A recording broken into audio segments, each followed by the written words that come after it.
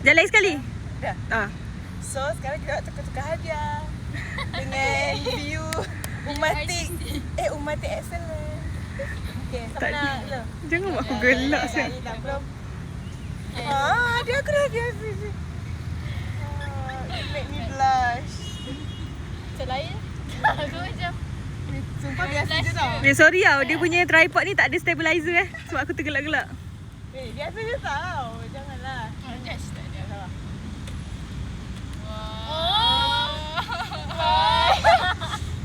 Thank you. Tunjuk sini.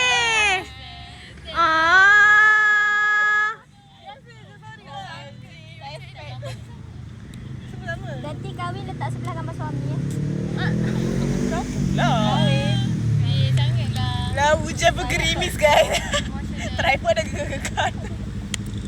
Okay, next korang. Janganlah, jangan. Sudahlah apa. Selesa sangat. Aman. Jangan cakap. Tapi surat ni baca lepas hari Jumaat baru baca. Kau lah. Tak nak. Sebab nanti dah tak jumpa. Kalau jumpa macam mana? Allah. Yeah, Amalia bagi ni. Oh, dah hancur lah mati. Boleh buka ke? Buka lah. Aku nak tengok. Marah weh, tripod marah tak nak buka. Macam-macam. Nanti masuk CapCut stabilizer. Apa tu? Telekong ke? Tudung ke? Tudung ke? Dia ni Ahmad. Kalau kau kita kena Best je. Makin bergandalah pahala amal. nak perlukan telekong travel. Aku dah bagi gambar je. Kenapa korang outdo korang punya self? Sebab aku punya sumpah tu je. Relax ah. Okay, next kosong. Thank you Aman. Sekian man. Dia aku kalau dia makan sekali pasti red buang. Simpan.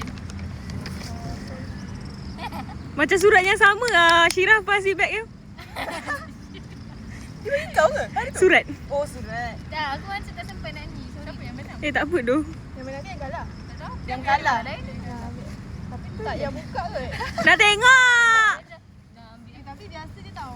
Aku punya paling biasa. Tripod hadap hujan ni. Cepat nak tengok. Cuba buka. Macam bekas je.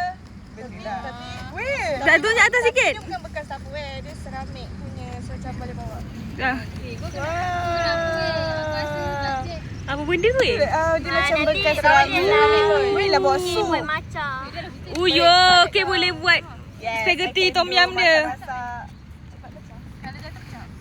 Mesti dah pecah kan? Seramik kan? Yaman. Weh, makan lebat tau. Cepat sikit. Bye. Bye. Tapi yang Weh, nanti kau tunggu buat apa nanti? Syirah. Weh, buka. Masing-masing. masing-masing dia ada feature masing-masing. So korang kena buka cepat. Macam Dia biasa dekat je. UK ni dah lebat dia. Wah, sama. Aku sebab biasa je weh. Butter bear. Tengok. Syirah Oh, tahu aduh. aku suka Butter bear. Thank you Syirah. Oh, dia ada ni ke? Personality ke? Personality. Berarti kan dia pernah Guys, sekarang ni kita dah hujan lebat, so kita kena balik. So aku bagilah ada video. Tak, aku video Dia ni. macam comel, cute. Nanti siap sumpah hujan lebat. Say bye-bye.